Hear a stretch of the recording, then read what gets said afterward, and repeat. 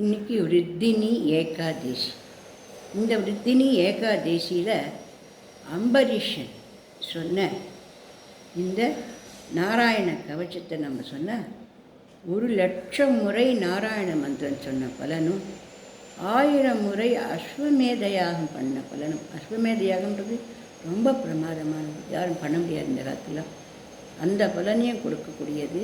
நம்மளுடைய பாவங்கள் அத்தனையும் கழிஞ்சு நமக்கு புண்ணிய பலனை கொடுத்து நம்ம கஷ்டங்கள் எல்லாத்துலேருந்தும் அது நம்மளை விடுதலை பண்ணி நம்மளை சந்தோஷமாக வைக்கக்கூடிய இந்த ஸ்லோகத்தை இன்றைக்கி நான் இதில் கொடுக்குறேன். எல்லாரும் கேட்டு பயன்படும். அம்பரீஷ உவாச்ச த்வமக்னிர்பகவான் சூர்யஸ்தவம் சோமோ ஜோதிஷாந்த்வதி த்வமாவசத்வம் சித்திர்பயோம் வாயும்மாத்தேந்திரியாணி சுதர்ஷன நமஸ்துभ्यं சஹஸ்ராராच्युत பிரிய சர்வாஸ்திரகதின் விப்ராய ஸ்வஸ்தி பூயாயிடங் பதேன் त्वं धर्मसत्त्वमृतसत्यं त्वमज्ञो अखिलयज्ञभो त्वं लोकबाल त्वं सर्वमा त्वं तेज पौरुषं परं च नमस्तु नाबाखिलधर्मदेतलेख्य धर्मस्थूलासुर धूमकेतवे त्रैलोक्यगोपाय विशुद्ध वर्ष से मनोजवायाद्भुत कर्मगुणगृणेन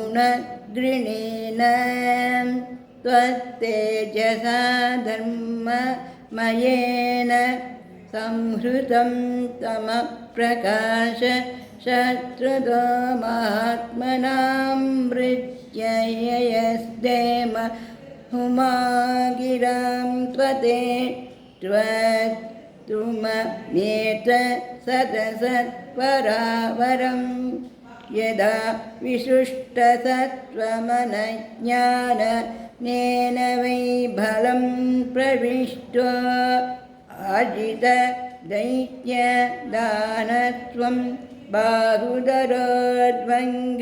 शिरोधराणावृघ्नज्ञ स्वां प्रद नेविराजसेन त्वं जगत्त्राणगल प्रहरणये निरूपित सावसहो गता मृदा विप्रयस्य शाश्वतकुलदैवहेत देवे विदेहि भद्रं तदनुग्रहो हि दन् यत्यङ्दिदन्मिष्टं वा स्वधर्मो वानुष्ठितकुलं नो विप्रदैवं तेऽपिजो भवतु विद्वरन यदि जो भगवान् प्रीत आगसङ्गुणाश्रय सर्वभूतात्ममावेन द्विजो भवतु विज्वापनन् इति श्रीमद्भागवतेषु नवमस्कन्धे पञ्चमोऽध्याये अम्बरीषकृत श्रीसुदर्शनस्तोत्रम्.